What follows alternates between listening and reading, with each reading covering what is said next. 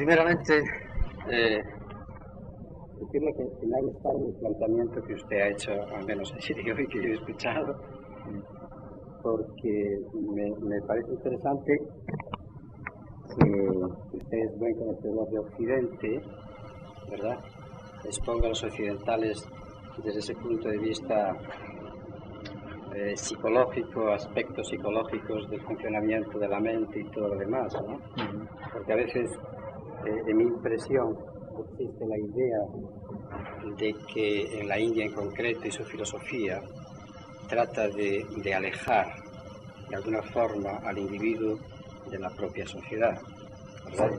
Entonces, me gustaría concretar la primera pregunta. ¿Y qué es o cuál considera usted que es la diferencia fundamental para tratar de definir algo entre la vida o la búsqueda en Oriente y una sociedad avanzada tecnológicamente como la occidental? ¿Cuál considera usted que es la diferencia fundamental? Yo personalmente no veo mucha diferencia entre las dos sociedades, porque la diferencia puede ser en el mundo material, pero en nivel espiritual, emocional y mental, todos sufrimos de mismos problemas y estamos buscando una manera de manejar a nuestra mente y emoción para tener una conciencia espiritual. Depresión en Occidente y Oriente es lo mismo. Ansiedad igual. Solamente cambian maneras de expresar y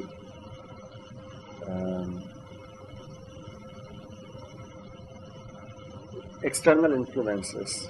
Sí, las influencias externas. Sí. Claro que en Oriente como en Occidente existen distintas formas de entendimiento y de manejo según nuestra cultura o filosofía o creencia. Y a veces yo he visto que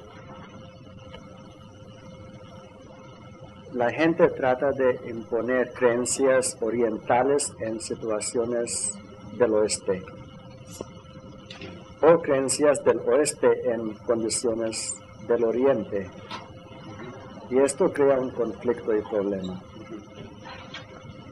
Pero sí podemos, if we can set aside these differences and superimposition of ideas, then the basic qualities of human life is something we all share and we can all develop that.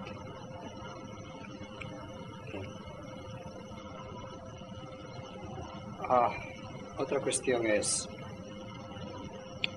en Occidente hay un gran interés, se mira mucho a Oriente, ¿verdad? En este caso en concreto a India, técnicas de yoga.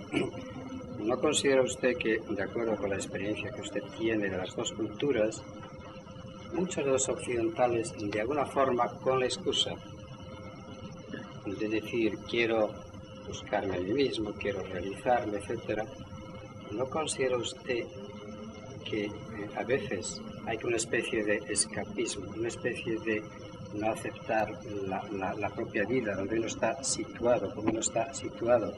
A veces es una especie de refugio o de seguridad psicológica por parte del individuo, buscando o escapando o introduciéndose de alguna forma, diría yo, de alguna manera en el yoga. A menos esto es lo que he observado en algunas personas. Voy a contestar en inglés. Okay. Esto más por vocabulario que por la lengua. Entiendo. It is true that people try to escape from difficult and critical conditions and environment, and they try to seek refuge in some abstract mystical philosophy. But from my understanding of yoga, to begin with, yoga is not Indian.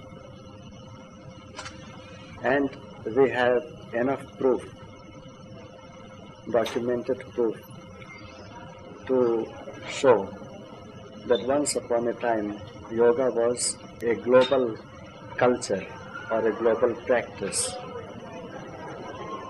In South America, there are statues, pre-Columbian statues, in traditional yoga postures, not one or two, but many. The Mayas, the Incas, the Aztecs, they had a yogic culture. And there are references to yogic meditations in their scriptures as well. Again, in Scandinavian countries, in the Egyptian civilization, we have found evidences of yoga practice. What do you mean by this? That this comes before the Indus Valley civilization, or this type of cultures, or this type of movements? What was the age that we found in South America? 3000 BC, the carbon dating of the statues. You mean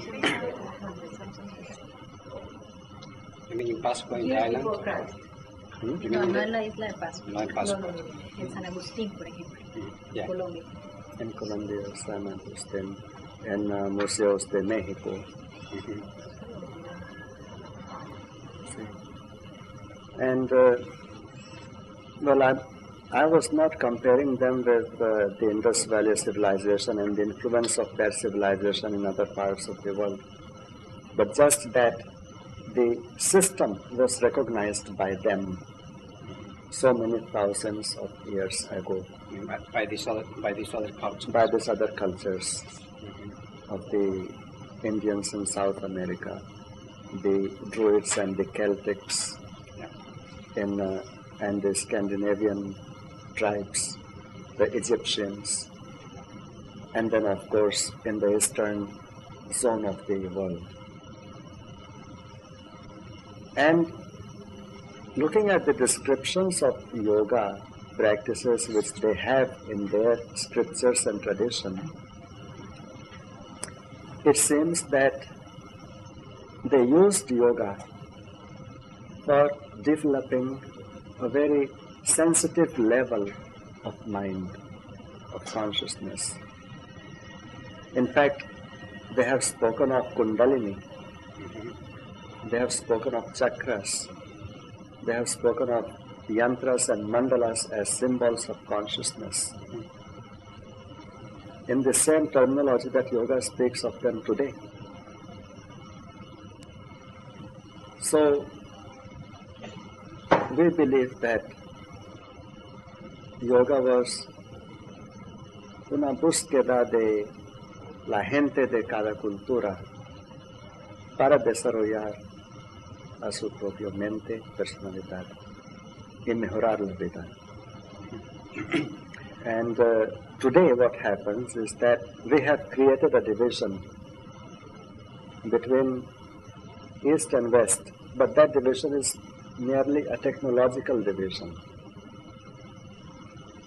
It is not even a philosophical division.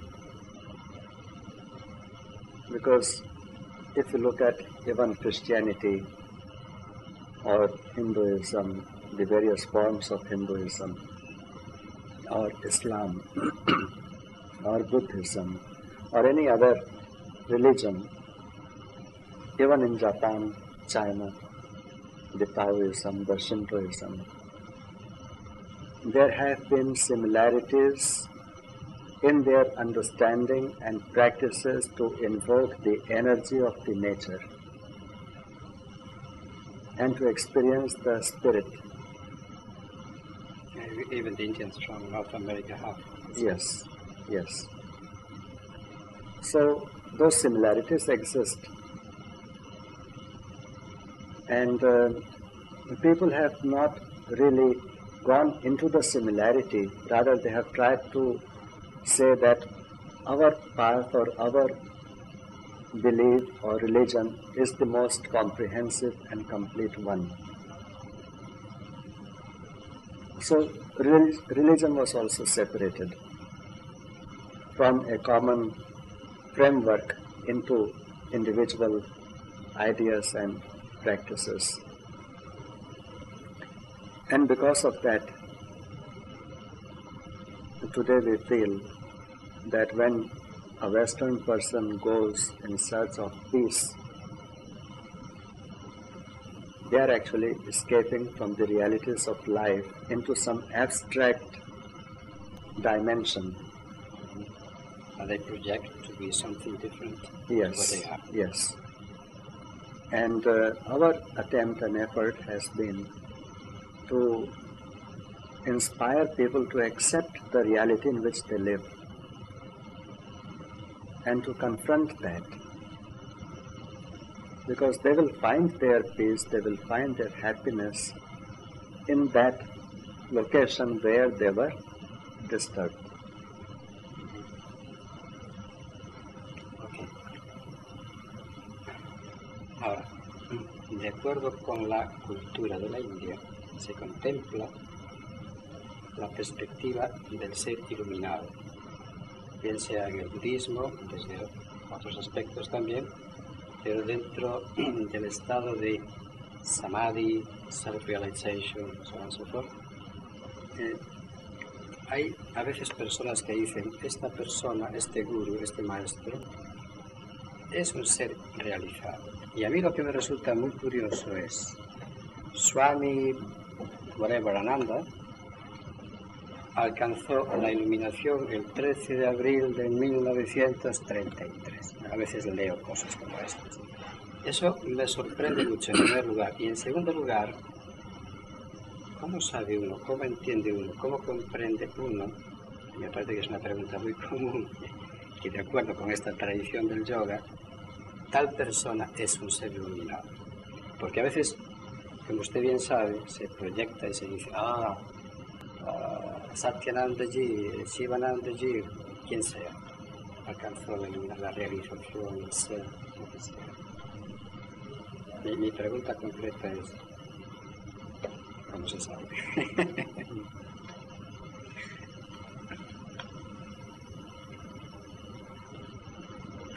En mi creencia, esta es una imposición de idea sobre el gurú por los discípulos.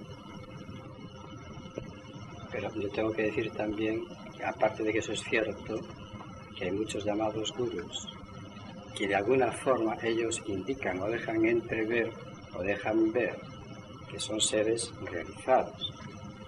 También quiero decir que eso también se contempla de alguna manera.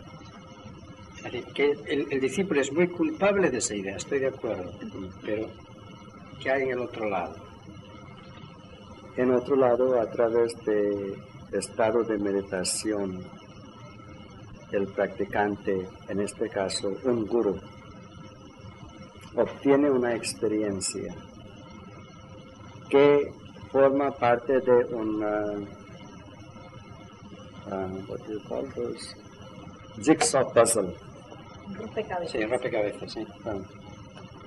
Y durante su práctica, durante su meditación, durante su estado de samadhi, a veces uno logra poner una pieza de rompecabezas en su lugar y obtiene otro nivel de entendimiento.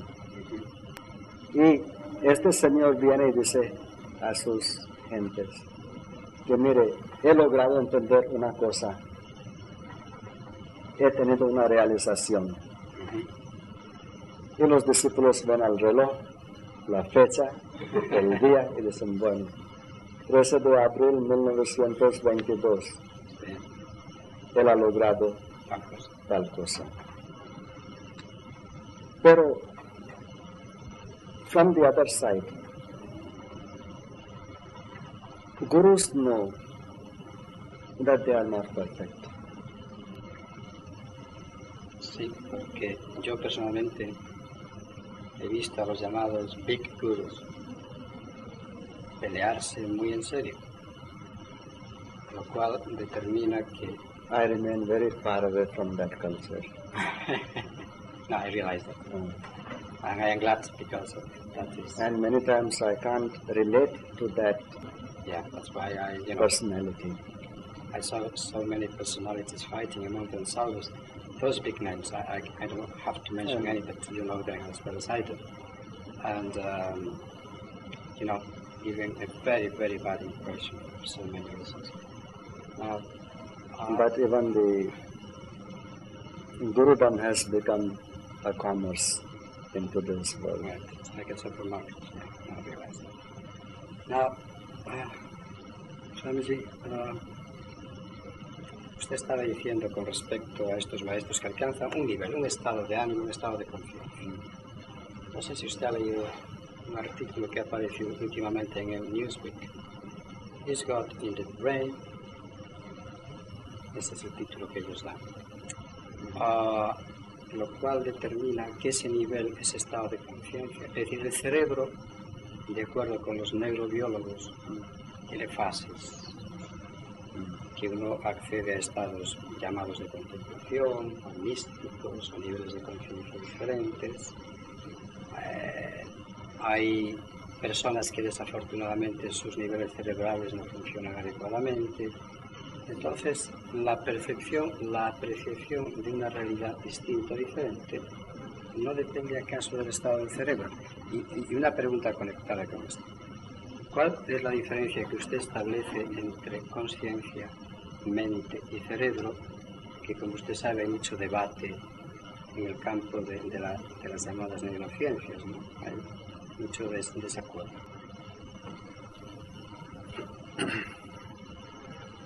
According to science, about 10% of human brain is active and the 90% are dormant. And according to Kundalini Yoga, the chakras in the body correspond to the dormant centers of the brain. Even being in different supposedly areas of the body? Yeah. Because they send a neurological stimulation, concentration in different parts of the body, sends a specific kind of neurological, neurochemical stimulation to the brain.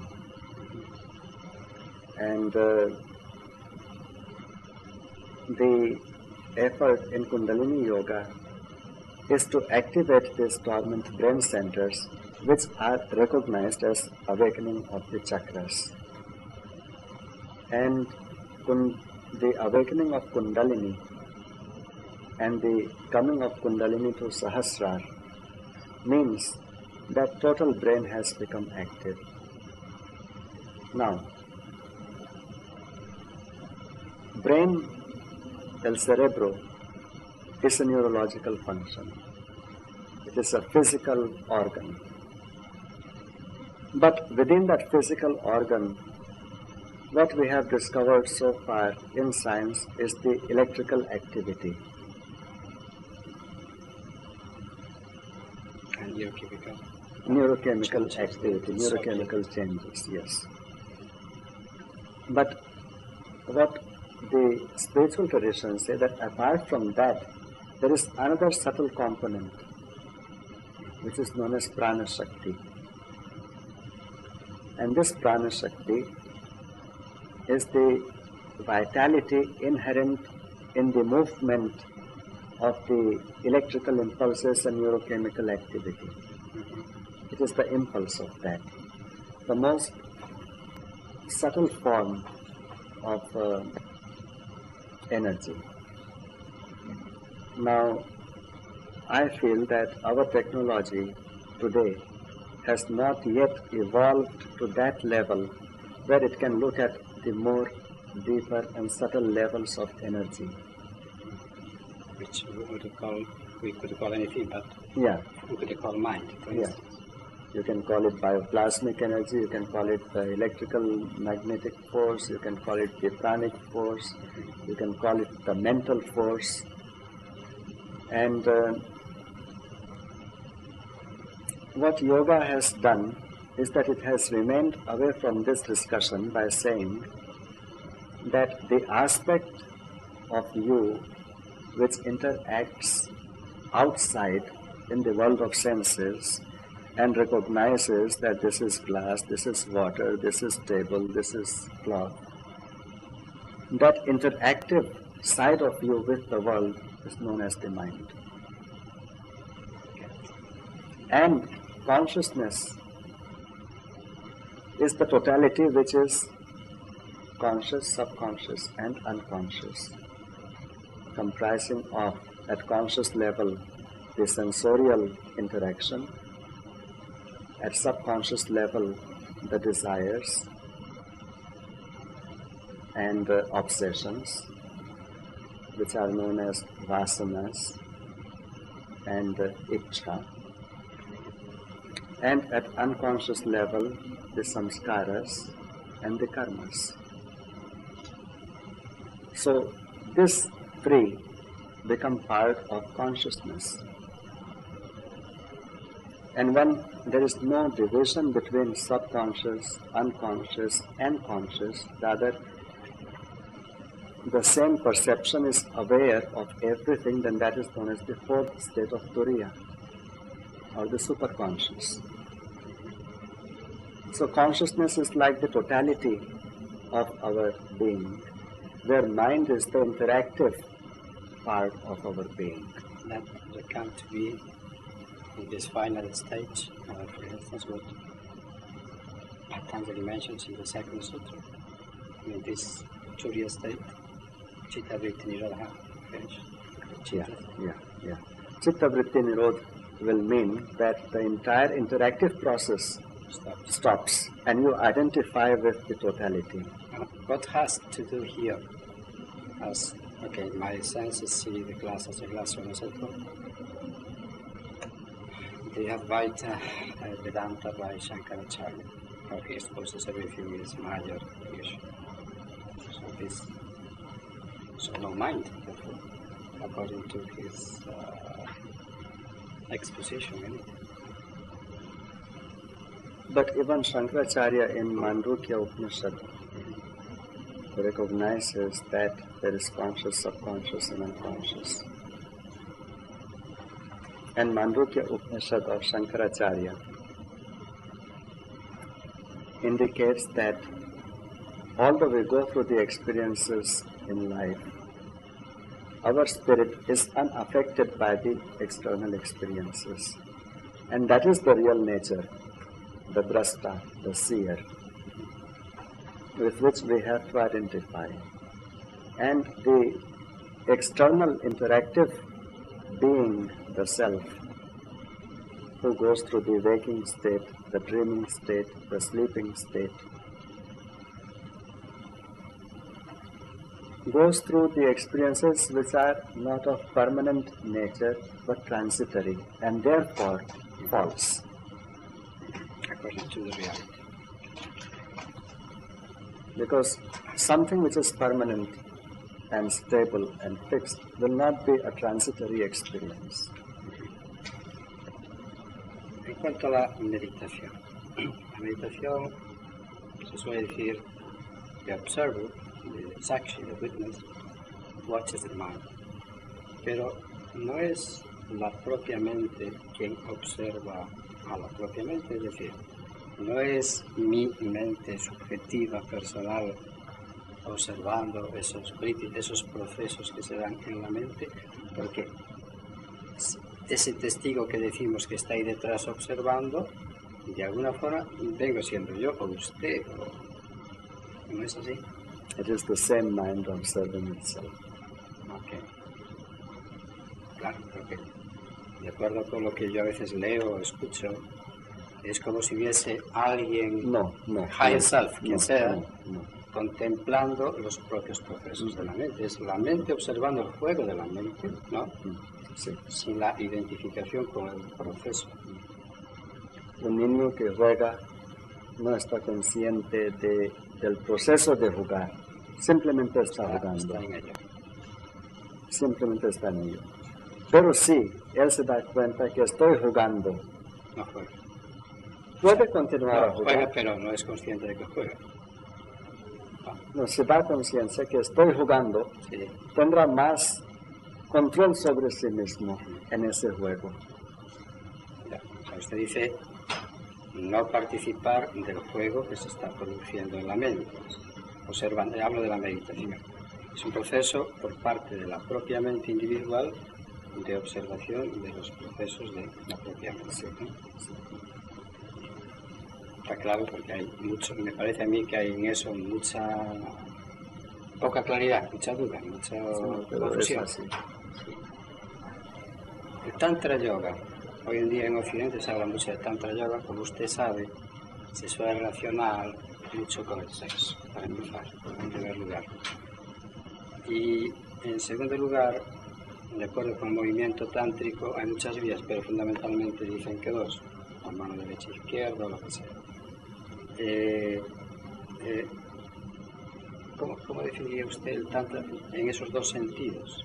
Porque cuando el movimiento tántrico se inicia, no parece ser que se deja un poco de lado el brahmanismo que lo quería sujetar todo, y hay una corriente más hacia la vida, hacia la Shakti, hacia la diosa, hacia el aspecto femenino, ¿no? That is a very interesting subject. Sí, claro. Because according to Tantra, there are 5 paths. Vamachar is known as the left-hand Tantra. Dakshinachar is known as the right-hand Tantra. Yogachar is known as the Yoga of Tantra. Siddhantachar is known as the philosophy of Tantra.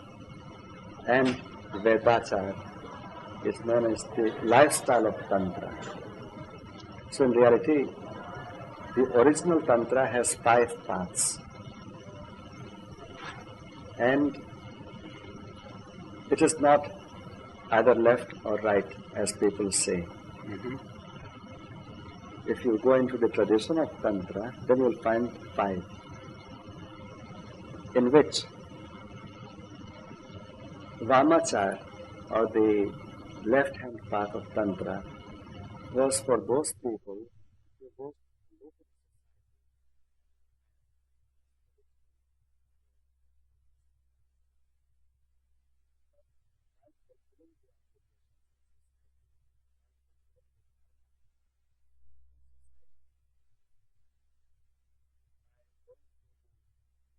interaction that happens between male and female, progeny, house, tribe, they could evolve spiritually.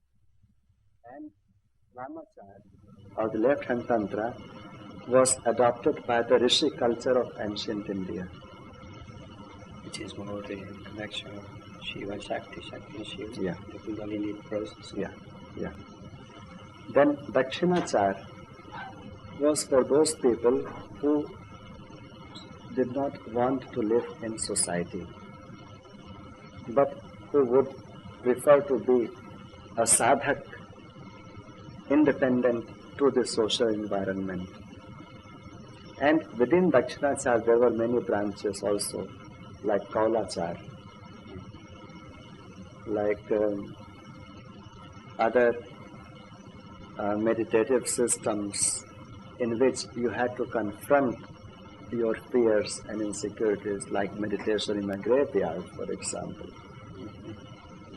See what kind of projections your mind can create. So they went to the extremes to bring out the fear, to bring out the inhibitions and complexes which were affecting their personality. Then Yogachar, and therefore we say that yoga is part of Tantra, because the entire system of yoga is actually derived from the Tantras, from the Yogachar tradition. Siddhantachar, the path of applied philosophy, filosofía aplicada. Here we have the entire concept of kundalini and chakras and mantras and yantras and mandalas and what they represent to us as altered states of consciousness, altered states or awakened forms of energy. And the fifth final path of Tantra was the Vedachar, where you realized the union, the indivisible union between self and God. Today, in the Western culture, Vamachar is projected as Tantra. And personally, I have not come to know why Vamachar is being projected as Tantra and why not the other forms. And I don't believe that it is because of the lifestyle which we lead in the West. Because in Tantric scriptures, in Kularna Tantra, in Mahanirvan Tantra, it says very clearly that drinking is not allowed to a Tantric. And they say if by drinking it was possible to attain realization, then every drunkard in the world would be self-realized. By sexual act, if it was possible to attain realization, then all the householders would be self-realized. By eating meat and fish, if it was possible to attain realization, then every non-vegetarian person in the world would be realized. And the tradition has given a different meaning. But the interpretation of that tradition has been very distorted, very much distorted in the... Because of these so-called 5 M's, Maituna comes to the last time. So people pay attention to that connection to sexual... It is unfortunate that this understanding is developing. Right, that's why I asked you this question. And therefore I had mentioned yesterday that we hope to eventually open a university of Tantra, just as we have been able to open a university of yoga, where the subject and the science of Tantra can be presented in its true form. This Kundalini concept, this astral body and the different chakras, they exactly come from this tradition? They come exactly from the Tantric movement? Yes. They say 5th century or something like that. Maybe the last question I want to ask you because we are running out of time. What about is there any scientific, deep studies made about the benefits of the different practices of yoga? Because I see you founded this yoga research, scientific research. And people nowadays in the West, they approach yoga also from the value, the therapeutic value that yoga seems to have. And also another perspective is nowadays it seems to be that the psychopathologies are going to be the number one sooner or later. Depression, anxiety, fear, phobias, and so on and so forth. So it seems to be that people approach yoga because of physical disorders and also mentally, bad conditions, I should say. So the therapeutic values. Well, the research foundation was established in 1984. You were seeing the presentation last night? About this, no, I was not here when they... It was established in 1984 with the purpose to coordinate the yoga research that different yoga teachers and we were doing in different parts of the country in India. And yes, from the health perspective, with the help of medical colleges, universities, research centers, and medical professionals, we have been able to establish that management of diabetes, management of asthma is possible.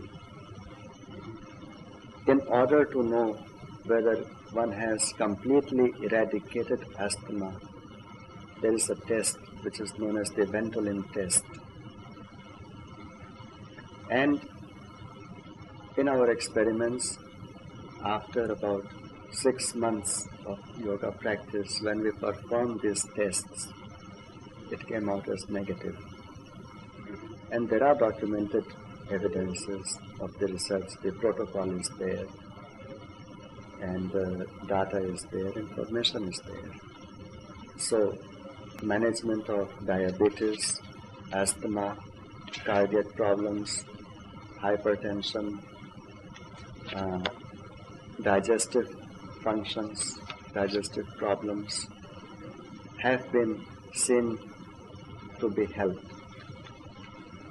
And now with the establishment of Bihar Yoga Bharati University, these results will be further scrutinized and published. We have published quite a few books on health management. I don't know if those therapy books are available here. I haven't seen them.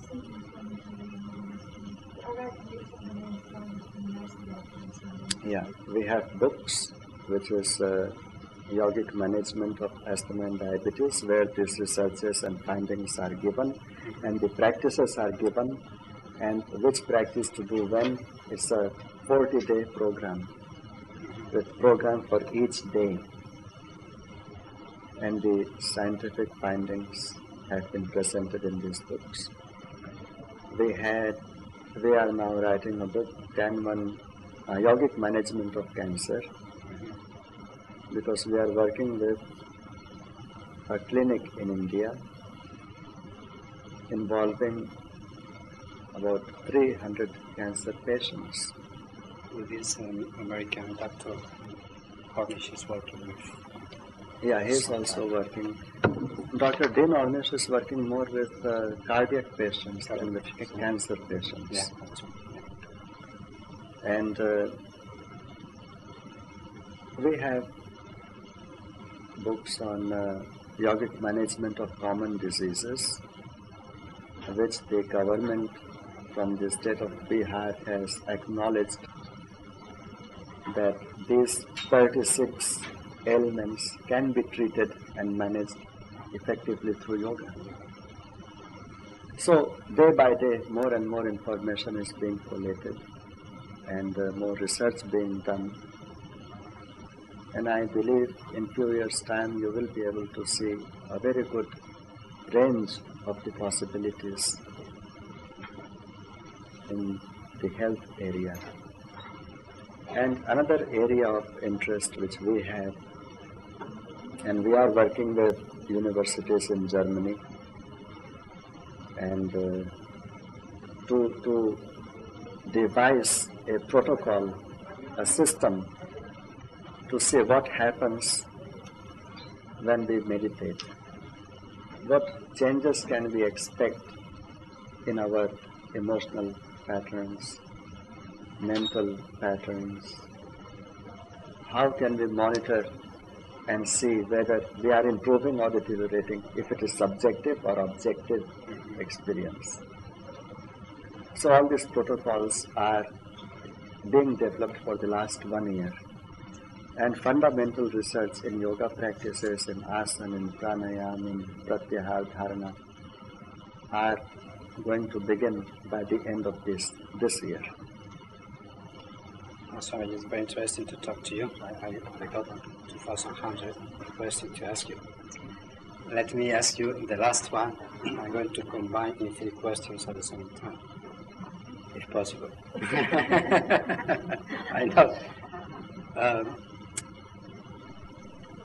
First of all, it seems to be that you're having approved as an academic of yoga by the Indian government or something like that.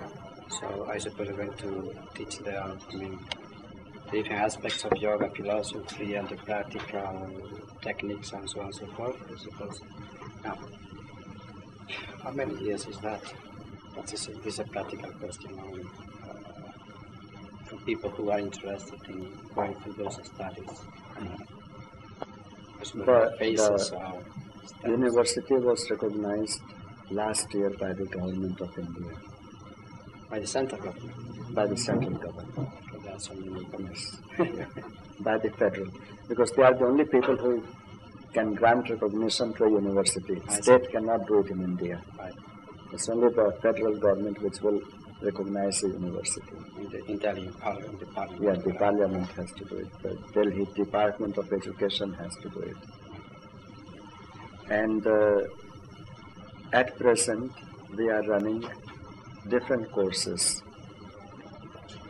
We have a 4-month certificate course in yogic studies, which is like the foundation course in yoga.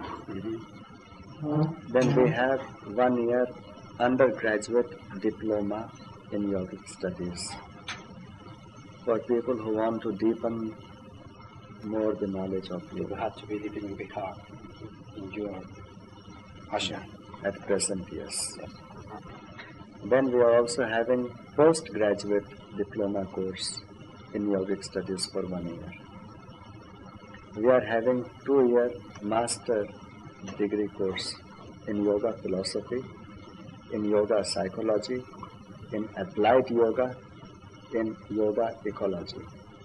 Once the previous studies have been made, or is different? The graduates can go straight to the master courses, and the undergraduates can go to the diploma courses and the certificate courses.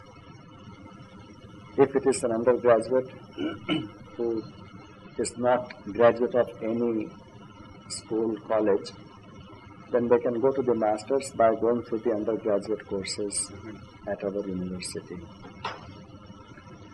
And this will only be in the university in Manga, not in your different, let's say, at present, as I mentioned, it is only 1 year that we have received this, so we have to develop that before we can think of going out. But the plans are already underway to establish yoga academies in different parts of the world, like affiliate college of the university. And we are working on having a yoga academy in Greece, in Italy, in the United Kingdom. We already have one yoga academy in Australia. And we are also looking at tying a tie-up between different universities around the world. We are at present talking to Texas University in Austin, USA. We are talking to Sydney University in Australia. We already have a tie-up with Jeju University in South Korea. And we are looking into possibilities of a tie-up with either Cambridge or Oxford in UK. Great. I think the Bhagavad Gita takes place in a battlefield. What is your opinion about the Bhagavad Gita presenting it in a battlefield? Best place to present a spiritual thought. To present a spiritual thought? Yes. Because there you have to face life in all its splendor of birth and death. And if Bhagavad Gita was taught to Arjuna in mountain, it would be of no relevance today. But it took... it was 5,000 years ago, more than that, not nowadays. It could be any time. Whether it was 1,000 or 10,000 or 5,000, that is irrelevant. The fact is, it came up as a solution to conflicts in life. And certain ideas have been presented there which can help us overcome different kinds of conflicts which we face. And I don't look at the time frame, I look at the message. And that is the beauty of it, that you can apply a spiritual thought. Are you that about yourself? You are going 60, 16. But when you were 4 years old, you came into the ashram life. I suppose it was not well your own will when you were 4 years old. You might be surprised. Yes? Really? That is the best answer I had in the last 25 years. It was my will. It was your will? Yes. I'm curious to know how it came to be your will. Gloria ayúdeme. Ella conoce la historia. Sí. Bueno. Ha sido decisiones de familia absolutamente todas. Sí, de los 4 años. A los 9 años con Madhana, a los 11 años viajar a Europa, a los 12 venir con nosotros, y con nosotros a Colombia. Sí. Pero esas son las decisiones. Sí. Yo sí quiero decir que en algunos momentos yo me sentía un poco con la responsabilidad materna, pero esa responsabilidad materna no funcionaba con él. Él tomaba sus decisiones. Bueno, impresionante. Me recuerda a mí a la historia de los lamas tibetanos, que son elegidos en principio ellos, parece ser. Usted era muy consciente de esa toma de decisión tan niño, tan Decisiones eran más subconscientes o inconscientes, no eran conscientes. Pero usted ahora tiene... Pero me acuerdo que yo iba solo a la estación del tren para subir, para venir a Munger. ¿Con qué edad? Cuando tenía 4 años. Así. Y la gente me buscaba que dónde está. Y yo no sé qué me traía a la estación del tren. No sé. ¿Vivía muy lejos? ¿Está muy lejos del lugar donde nació usted, en Munger? Sí. Munger está en el noreste de la India y yo nací en el centro de la India. En Madhya Pradesh. Curioso. ¿Y usted considera esto que es debido a vasanas o algo? ¿Sanskaras subconscientes de...? Sanskaras. Karmas. Sí. Pues usted tiene una gran responsabilidad porque tiene miles de seguidores en todo el mundo. ¿Y cómo ve esa situación? La gente dicen que son seguidores, pero yo no creo que tengo ningún seguidor. No, usted no lo cree, pero usted personalmente puede que no lo crea. Pero que lo creen son las personas que le siguen a usted. Entonces es problema de ellos, no mío. Sí, ya, pero estoy de acuerdo, pero usted tendrá una responsabilidad como conducirlos, a eso me refiero. Conducirlos no es la palabra de... Yo solamente puedo indicar el proceso y el camino. ¿Cuántos pasos ellos pueden dar? Es decisión de ellos. A veces encuentro a unos que pueden andar muchos pasos. Y a veces encuentro a unos que solamente dan un paso y se sientan. Y por último ya,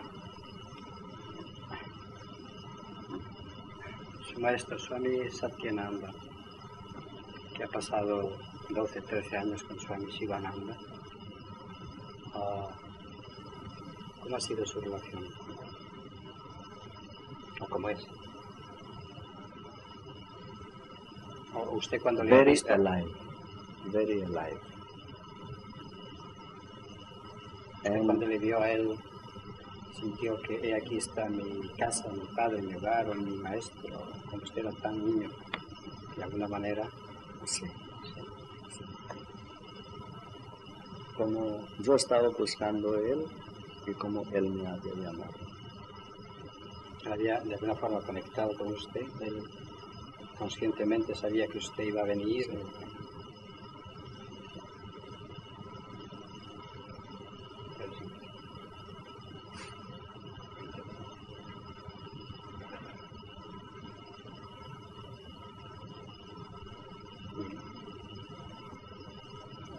su conexión con él es enorme, evidentemente. No puedo definir esta conexión.